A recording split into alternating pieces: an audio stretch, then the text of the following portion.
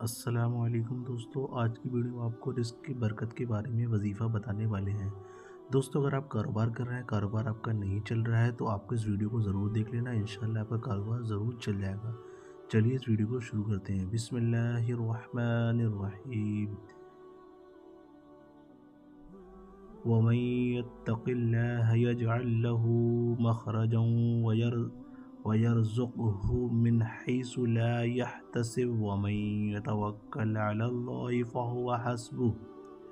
ترجمہ: اور جو اللہ سے ڈرے، اللہ اس کے لیے نجات کی راہ نکال دے گا اور اسے وہاں سے روزی دے گا جہاں سے اس کا گمان نہ ہو، اور جو اللہ پر بھروسہ کرے تو وہ اسے کافی ہے۔